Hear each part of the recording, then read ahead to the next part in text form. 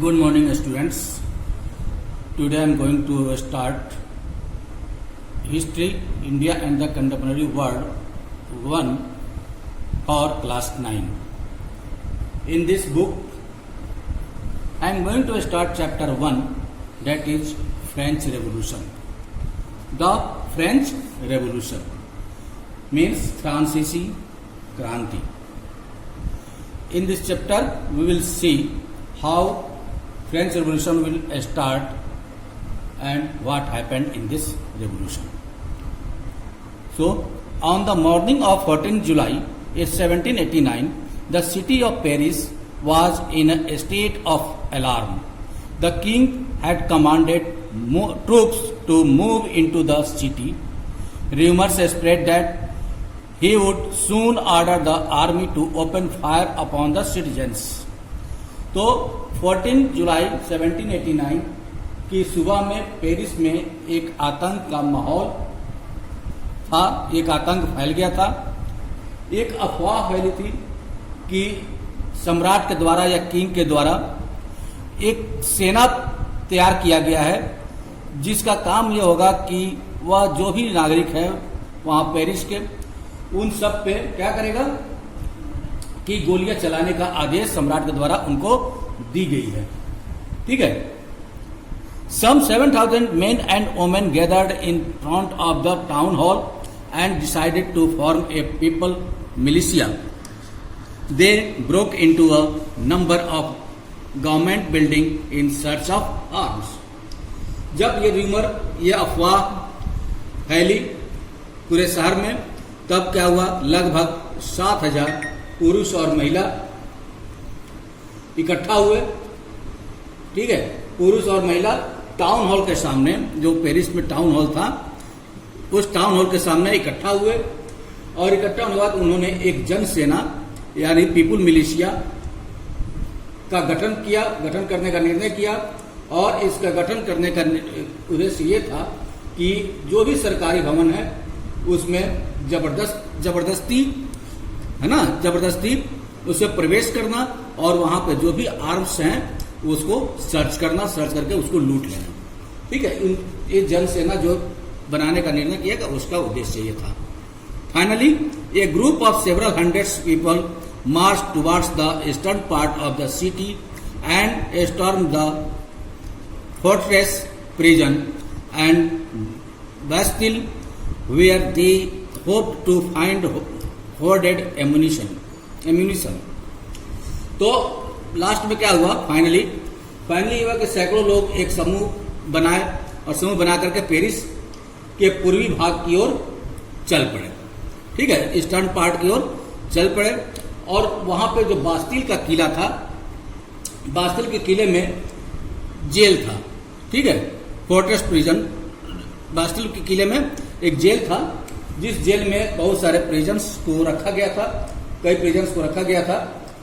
तो इसमें उस तरफ जेल को तोड़ डाला। जो पीपल्स थे उन्होंने इस जेल को तोड़ डाला और वहां भारी मात्रा में गोला बारूद इसलिए तोड़ डाला कि वहां पे जेल था, इसलिए वहां भारी मात्रा में गोला बारूद मिलने की संभावना थी। ठीक है। In the armed fight that followed, the commander of the Bastille was killed and the prisoners released. Though there were only 7 of them. तो उसके बाद ये हथियारों पर कब्जा की इस सशस्त्र लड़ाई में बास्टिल का जो कमांडर था, बास्टिल किले का जो कमांडर था, वो क्या हुआ, मारा गया और उसमें जो कैदी थे वो छुड़ा लिए गए। और इन कैदियों में यद्यपि उनकी संख्या केवल 7 ही थी, कैदी केवल 7 ही थे। ठीक है। At the Bastille was hated by all because it stood for the despotic power of the king. The fortress was demolished and its stone fragments were sold in the market to all those who wished to keep a souvenir of its destruction. तो इसमें क्या था कि सम्राट जो था, राजा जो था, उसकी निरंकुश शक्तियों का जो प्रतीक होने के कारण बास्टिल का किला लोगों के लिए घृणा का केंद्र बन गया था। लोगों के लिए घृणा, वहां पे उस किले से लोग घृणा करते थे, तो इसलिए उस किले को ही ढहा दिया गया, उन लोगों के द्वारा ढहा दिया गया। और उसके अवशेष, जो भी उसके अवशेष थे, ईंट पत्थर जो भी थे, उसको बाजार में बेच दिया गया, लोगों को बेच दिया गया, जो कि इस विध्वंस को बतौर स्मृति चिन्ह के रूप में सजोना चाहते थे। उन लोगों ने इस किले के जो ध्वंसात्मक जो अवशेष थे उसको वो लोग खरीदे और अवशेष के रूप में वो लोग अपने को सजो करके रखना चाह रहे थे। The days that followed saw more writing both in Paris and the countryside. Most people were protesting against the high price of bread. Much later, when historians look back upon this time, they saw it as the beginning of a chain of events that ultimately led to the execution of the king in France. Though most people at the time did not anticipate this outcome, how and why did this happen? तो इस घटना के बाद कई दिनों तक Paris तथा देश के बाकी ग्रामीण इलाकों में, आउटसाइड में, है ना, जो आउटसाइड थे, जो बाहरी क्षेत्र थे पेरिस के, वहां पे संघर्ष, कई क्षेत्रों में संघर्ष चलते रहे। अधिकांश जनता जो ब्रेड था, ब्रेड मीन्स पावरोटी जो होता है, स्लाइस ब्रेड, तो इस ब्रेड का जो कीमत था वो बढ़ गया, वो महंगी हो गया और इसके विरोध में इसका सभी जनता विरोध करने लगे। बाद में इस दौर का सिंहावलोकन करते हुए या उसकी जानकारी करते हुए जो भी इतिहासकार ने एक लंबे घटनाक्रम की ऐसी शुरुआती कड़ियों के रूप में देखा जिनकी परिणति फ्रांस के सम्राट को फांसी दिए जाने से हुई, यानी इस ऐसी कड़ी से जोड़ा कि ये जो विद्रोह हुआ था, जो ये घटना हुई, उससे फ्रांस के जो राजा थे, सम्राट था, उसको फांसी भी दी गई। हालांकि उस समय अधिकांश लोगों को ऐसे नतीजे की उम्मीद नहीं थी कि सम्राट को भी फांसी दिया जा सकता है, ठीक है। लेकिन ऐसा क्यों और कैसे हुआ, ठीक है, ऐसा क्यों और कैसे हुआ, ये आप फिगर देख सकते हैं। Soon after the demolition of the Bastille, artist made prints commemorating the events. ये जो बास्टिल का किला था ध्वंस होने के बाद, जो आर्टिस्ट है उसको ये फिगर लिया है, ठीक है। तो इसके बाद हम देखते हैं the French society during the late 18th century, यानी 18वीं सदी के उत्तरार्ध में फ्रांसीसी समाज कैसा था। जो 18वीं सदी या शताब्दी की शुरुआत आधा खत्म हुआ है, उसके आधे के बाद को उत्तरार्ध कहते हैं, यानी उत्तर अर्ध, मतलब कि बाद का आधा भाग, ठीक है। लेट 18th सेंचुरी में फ्रांसीसी समाज कैसा था। In 1774 Louis 16 of the Bourbon family of kings ascended the throne of France. तो 1774 में बुर्बो फैमिली की राजवंश की लुई 16वीं फ्रांस की राजगद्दी पर बैठा या फ्रांस की राजगद्दी पे आसीन हुआ। He was 20 years old and married to the Austrian princess Mary Antoinette. जब वह राजगद्दी पर बैठा उस समय वो 20 years का था और उसने ऑस्ट्रियन प्रिंसेस मैरी एंटोनी के साथ विवाह किया था, ठीक है। Upon his accession the new king found an empty treasury.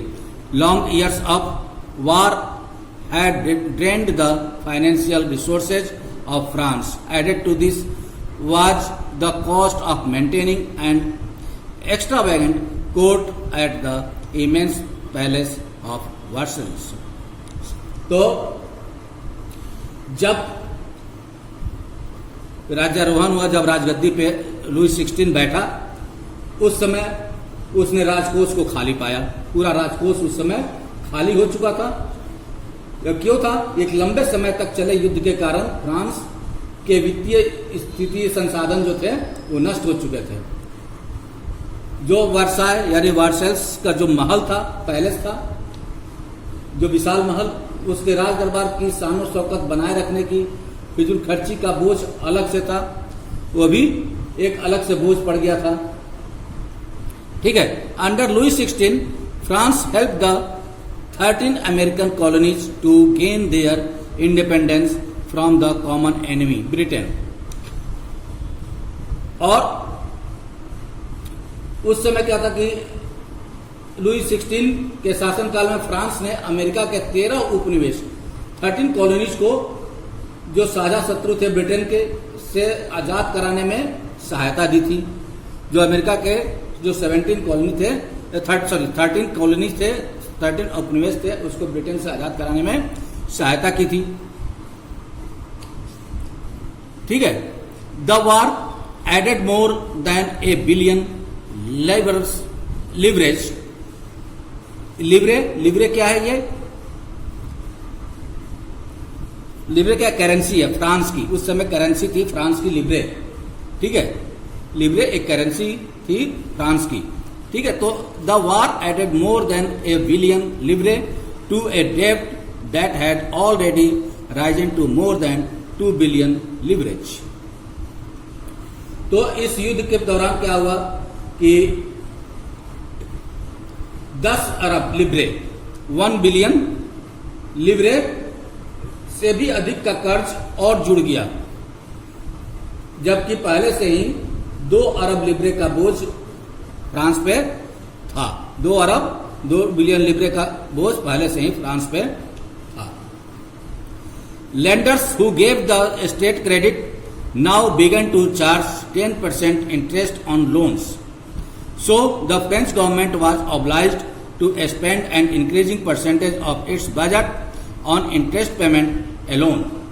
जो सरकार के जो कर्जदाता थे उन लोगों ने अब 10% ब्याज की डिमांड करने लगी, 10% इंटरेस्ट की डिमांड करने लगे थे। इसके फलस्वरूप फ्रांसीसी सरकार क्या था, अपने बजट का बहुत बड़ा हिस्सा दिनों दिन बढ़ते जा रहे कर्ज को चुकाने पर मजबूर थी। ठीक है। पर मजबूर थी to meet its regular expenses such as the cost of maintaining an army, the court, running government offices और universities. The state was forced to increase taxes. Yet even these measures would not have sufficed.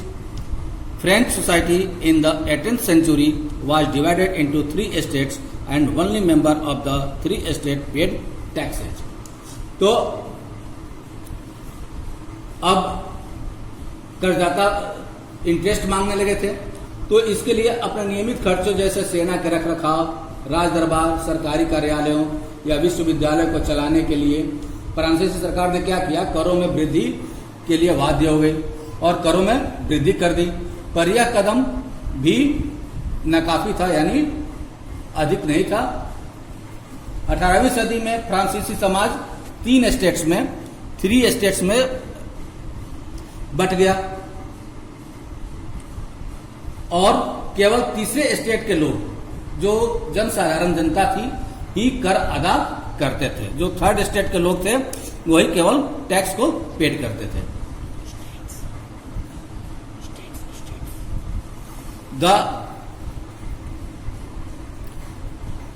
The Society of Estates was part of the feudal system that dated back to the Middle Ages.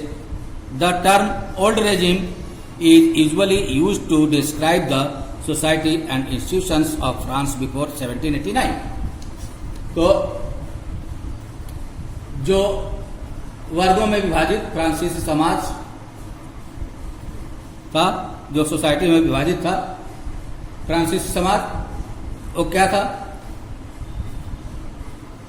सामंती व्यवस्था वहां थी, feudal system था, सामंती व्यवस्था का अंग था। प्राचीन राजतंत्र जो ओल्ड रेजिम था, है ना, प्राचीन राजतंत्र पद का प्रयोग सामान्यतः 1789 से पहले के फ्रांसीसी समाज एवं संस्थाओं के लिए होता था। जो ओल्ड रेजिम का पद का प्रयोग होता था। ठीक है। Figure 2 shows how the system of estates in French society was organized. जो ये फिगर 2 है, ये बताता है कि जो फ्रेंच सोसाइटी का जो सिस्टम था, स्टेट का जो सिस्टम था, वो किस तरह से ऑर्गेनाइज्ड था। ठीक है, तो देखते हैं कि peasants made up about 90% of the population. जो किसान थे ये लगभग 90% पॉपुलेशन थे इनकी। However only a small number of them owned the land they cultivated. Labour 60% of the land was owned by nobles, the church and other richer members of the third states. तो यहां पे हम देखते हैं कि जो फ्रांसीसी समाज की वर्ग व्यवस्था थी, वो पूरी आबादी में लगभग 90% किसान थे, लेकिन जमीन के मालिक किसानों की संख्या बहुत कम थी। ठीक है, बहुत कम थी, लगभग 60% जमीन, 60% लगभग ये 60% जो जमीनें थी वो किसके पास थी? नोबल्स के पास, यानी कुलीन व्यक्तियों के पास थी। चर्च और तीसरे स्टेट्स के अमीरों का अधिकार था। चर्च और तीसरे स्टेट्स के अमीरों का अधिकार था। जो चर्च थे और अदर रिचर्स मेंबर्स थे, उनका भी अधिकार काफी था। The members of the first 2 states, that is the clergy and the nobility, enjoyed certain privileges by birth. जो पहले 2 स्टेट्स थे, जो जिसमें कुलीन वर्ग एवं पादरी वर्ग आते थे, ठीक है, जो क्लर्जी और नोबिलिटी, नोबिलिटी मीन्स कुलीन वर्ग और क्लर्जी मीन्स पादरी वर्ग, ये जो आते थे, ये लोगों को बाय बर्थ कुछ विशेष अधिकार प्राप्त थे। The most important of this was exemption from paying taxes to the state. और इसमें से जो अधिकतर व्यक्ति, इनमें से जो सबसे महत्वपूर्ण विशेष अधिकार था, जो कि इन लोगों क्लर्जी और नोबिलिटी को प्राप्त था, उनमें से राज्य को दिए जाने वाले करों से इनको छूट थी।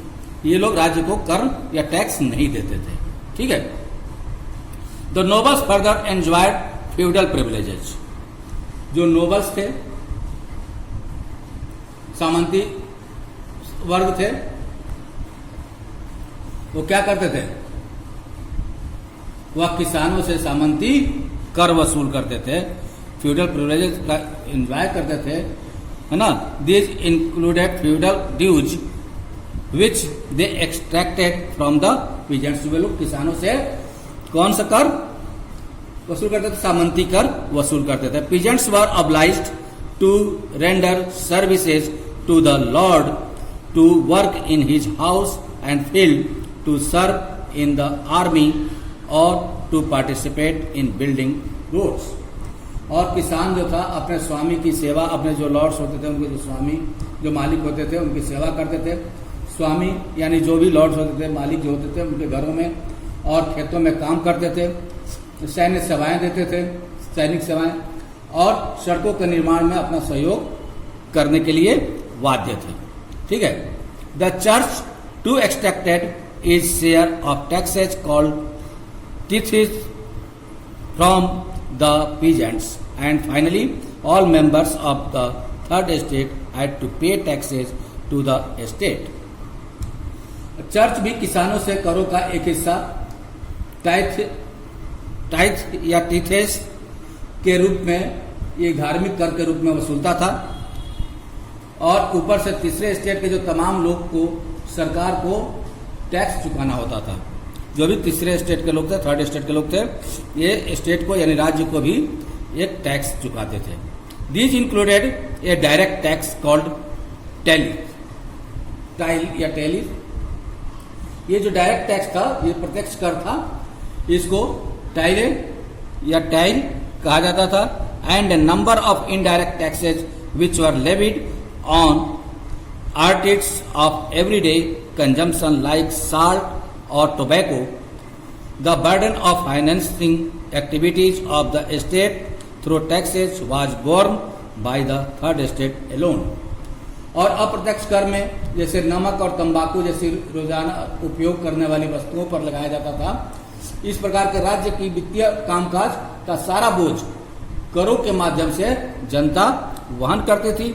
यानी जो भी अप्रत्यक्ष रूप से कर लगता था वो सारे जनता वहन करती थी, सारे जनता पे लगाया जाता था। यहाँ पे टेबल हम देख सकते हैं फिगर 2 में कि फर्स्ट स्टेट में क्लर्जी आते थे, सेकंड स्टेट में नोबिलिटी यानी ये पादरी वर्ग और ये नोबिलिटी कुलीन वर्ग आते थे, और थर्ड स्टेट में 3 कैटेगरी के आते थे।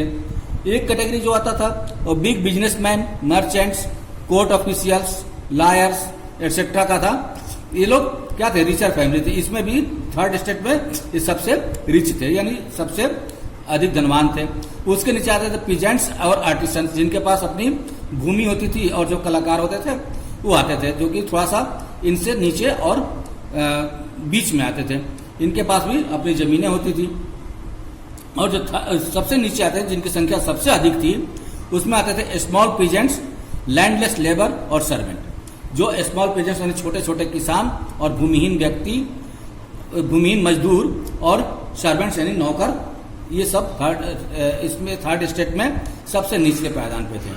ठीक है, तो यहाँ पे हम देखते हैं कि कैसे वहां की वर्ग व्यवस्था बनी हुई थी।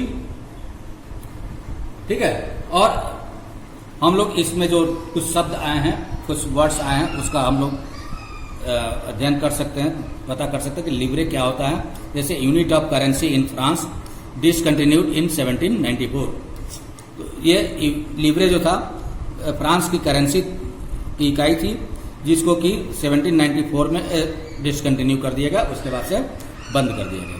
क्लर्जी क्या था, group of persons invested with special function in the church. जैसे पादरी वर्ग, ये एक ग्रुप ऑफ ये था पादरी वर्ग, चर्च के विशेष कार्यों को करने वाले व्यक्तियों का एक समूह था। और उसके बाद आता था टीथे या टाइथ, ये tax levied by the church comprising 1/10 of the agricultural produce. ये टीथल क्या था कि ये लेविड था, चर्च के द्वारा लिया जाता था, एक धार्मिक कर था, जो कि जो भी एग्रीकल्चरल प्रोड्यूस होता था उसका 1/10 लिया जाता था, यानी 10वां भाग लिया जाता था। ठीक है, उसके बाद आता है टाइप है ना, ये था, ये भी एक टैक्स था। Tax to be paid directly to the state, या सीधे राज्य को दिया जाने वाला कर था। तो स्टूडेंट्स, आज यही तक हम लोग फ्रेंच रेवोल्यूशन को यहीं पे समाप्त करते हैं। नेक्स्ट वीडियो में हम लोग देखेंगे द स्ट्रगल टू सर्वाइव। ठीक है, स्ट्रगल टू सर्वाइव, तो ये हम लोग कल देखेंगे।